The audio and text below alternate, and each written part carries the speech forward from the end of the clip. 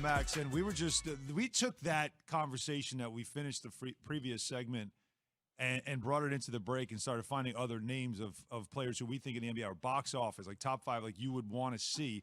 We had Steph, we had LeBron, we had KD, and we had Dame Lillard. And that fifth, we kind of bounced around to different names. And one name that you would think coming into the league, this guy would have been box office is Zion Williamson.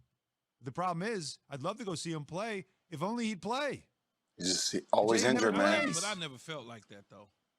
There's something about him, man. When he's on the floor, eyes are drawn to him. I just didn't. I don't know why. I just didn't. What do you mean? What do you mean, Keith? Something like you didn't feel like he would pan out to be the superstar, or that you didn't feel like he would actually? I think it was that because of the position that he played, and he was stuck in between. Right? He's stuck in between. For me, watching him at Duke, because I followed the Duke program very closely. It was one of those deals where, okay, he's not a big, he's not a small, and he ain't big enough to be your 4, but he's not skilled enough or shoot it. He didn't have the shot to be your 2 or your 3. So it's kind of like, what is he? That was a big question. And so I'm like. And Stan seemed to find it. Stan Van Gundy seemed to figure out what was he. The guy that you put the ball in his hands and you make him a playmaker. He was a better passer than anybody really thought. His problem is he doesn't play defense at all. Well, yeah. And he doesn't keep himself in shape. He doesn't. Well, that's a reality. Is he hurt right now because of shape? He's hurt right now. He's hurt. Because of shape, No. though? Another injury to his foot. I know he's hurt, but I mean because of shape, though. Thanks for the Duke love, though. I appreciate that, Keith. By the way, some SC love, USC love. Evan Mobley balling out this year, man. He got hurt, Respect to you guys on that. I know he got hurt, but still was balling out. Good. But like we used to talk about this in college, though, with him. I just said, like, when somebody doesn't have any mid-range game, Key, like with that size and that frame, with the way he's so athletic, I'm like, that just puts you in constant trouble all the time when you attack the rim. Like we've been having that conversation about Zion. But one of the names we didn't mention that I think should be in the conversation is Ja Morant. I don't know how y'all don't see it with Ja Morant. That dude is box office. Speaking of box office, Tom Brady, you think he's box office? Yeah, he clearly is. You can listen to the Man in the Arena podcast, which is a 10-part series exploring how sports impacts our everyday lives through the lens of Tom Brady's career. It's brought to you by ZipRecruiter and available wherever you get your podcasts. The Steelers are always box office as well as a franchise. I mean, that's a team, as you know, with Mike Tomlin, they never have a losing season. That's enough to make you believe in them. But when they don't have Ben Roethlisberger, boy, last week, Mason Rudolph made you wonder. Life after Ben doesn't look great right now. And Mike Tomlin's even saying that right now, Mason Rudolph will be the starter this week, but he is leaving the light on for Ben Roethlisberger to come back in time for the game. If we get to a point in the week where Ben has an opportunity to get on a moving train, that's exactly what he'll do. He'll be capable of executing the game plan. I really have no reservations about that. I think he missed a significant amount of time of a work week last year when he was on the close contact list. And so he got back to us late in the week and performed. He's been injured and had personal discomfort in the past over the course of the 15 years that we've worked together. He always answers that bell, and so we'll definitely leave the light on for him. So the Steelers right now at 5-3-1, and that AFC North with the Ravens, you thought they were going to run away with it, but they took that loss last week. Things really change. What are you laughing at? Because I was looking at the picture of Coach Tomlin. He looks like Omar Epps, the actor. He's always looked like Omar Epps can play him in a movie. Facts. On that particular picture, I had to look. I said, did they put up Omar Epps right there? Did we make a mistake and take the wrong headshot? No, I know.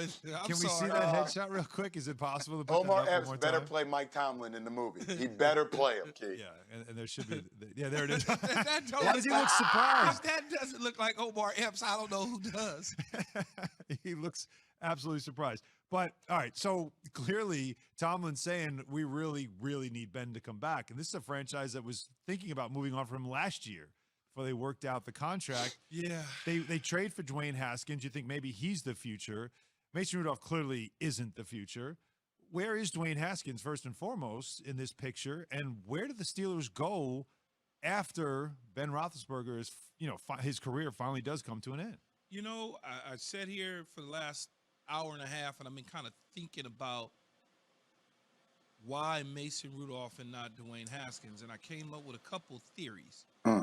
One is he's better than him, and they've seen Dwayne Haskins enough that they think Mason Rudolph is a better player and gives them a better chance to win the game. Or two, that's not good, is they seen Haskins enough to think that he is the guy going forward, and they need to get a little more information about Mason Rudolph. Well, I can Because add to that story for you if you'd like. Know why Mason Rudolph is playing potentially and Haskins isn't when he's young and he certainly has some ability. So it's like, what is it that's holding him back?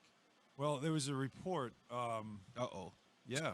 Oh, jeez. NFL Network, who said that Haskins spent warm-ups throwing lousy passes and checking his phone, despite the fact that he was QB2. Like, basically, you're one play away from getting in the game. And so the feeling is that the coaches were watching him, and they really weren't happy with his body language getting ready for the game. And that has been, that has been a bit of the criticism for him. So that's what's circulating right now is the immaturity factor is still there. And that's the crazy part, though, Key. Yeah, your phone. Exactly. And considering everything that's happened to Dwayne and everything he's been through, the maturity factor would be, I mean, because I'm trying to sit here to think same reason like you, Key. Like, why wouldn't Mike Tomlin give this guy a try? But obviously, those little things go a very far away when you think about Dwayne Haskins in general. Yeah, it's disturbing to say the least. And then you would say, where do they go from here? Maybe there's a quarterback out there that they already kind of know that's there. Aaron Rodgers. Mitch Trubisky. Interesting name.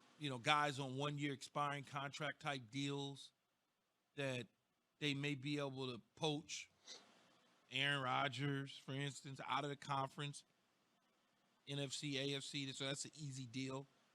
But when you've had Wilson, Ben for as long as you've had, like when you have a guy like that, as long as you've had him, it's that comfort zone. That's that security blanket that every year I can rely on this position being filled, and that's gonna expire very soon. And the hardest thing for any franchise, like we've seen some franchises where they have their franchise quarterback, they replace him with another one. Yeah, and you move on and you're fine. And then there's ones that go years to find the replacement. A guy like Ben, who's been in and out of the lineup the last several years, you would think that the Pittsburgh Steelers would take somebody and put him behind them, even if they were going to keep Ben. Well, that's what Haskins was supposed to be. That was the plan. They picked him up off the streets, though. Yeah, but the plan was sort of like, see if we get him in our culture and see if they can help him mature. He's taking selfies with fans before the game's even over with, and they're side-eyeing him going like, what is this dude doing? Yeah, that may be a little bit of an immature thing. And then when they didn't select the quarterback last year, draft, you have to think that they didn't see a quarterback that they felt was going to give them stability like Ben did. So maybe they see something that's out there that we don't know anything about. I just mentioned Mitch Trubisky because I like Mitch Trubisky. So yeah, and he's in a place where they're definitely rehabbing his career. I like him. People don't like him. I kind of like him with the right situation and the right system. I think he can flourish and it'd be a pretty good quarterback for somebody. Well, that's why I was kind of shocked that the Steelers didn't decide to get involved in the whole Cam Newton sweepstakes, because I thought Cam would have been a perfect fit, considering if this is the way they do feel about Dwayne Haskins, and you watch Mason Rudolph play last week and you're like, that ain't the answer either, why wouldn't you be involved in that? Maybe they get involved into the Deshaun Watson scenario, depending upon how the one plays out. But you got to think, though, Jay, when you have – there's a lot of people that are insecure in their jobs, in life in general, not just sports. And when you bring somebody in that was a former MVP, even if you are on an expiring contract and that guy is struggling at the quarterback spot, people will boo for a Cam Newton to get on the field. So a Cam Newton's not done. He's not a done player. And people know that. And if he's sitting on your bench behind your star future Hall of Fame quarterback and that guy isn't playing well, the next best thing is the backup in the NFL. The NFL loves the backup quarterback. Oh, yeah, most popular player on the team. Yeah, you're right. Absolutely. And imagine that happened and Ben Roethlisberger sitting there. And on top of that, Cam didn't want to be a backup. Cam wants to be a starter. And guess what? When the opportunity presented itself with the Carolina Panthers, what did he do? He got in his car, went and signed a contract, and he'll probably be starting this Sunday. Oh, yeah. But you know what? I was going to say, guys, it's like as a person who talks about teams and is a fan of teams, you always want to see a team get better. That's why you explore. Which team are you a fan of? Well, a lot of teams. I don't have to choose one. Only in basketball, I'll choose one. But that's why I wanted to explore Cam Newton. But there is a sense as an ex-athlete, the loyalty there, I do respect that. By saying, okay, Big Ben, you sacrificed X amount of years with this team. You were the face of this franchise. Scenario has worked out. We're going to let you ride out. I respect that by the Rooney family. 888-SAY-ESPN, 888-729-3776 is the number as we ask the question, do you trust your team's head coach quarterback combo can deliver a Super Bowl with Mike Tomlin, Ben Roethlisberger? They did. Not sure you trust that they can do it again. But let's ask Jim in Buffalo if he trusts his team.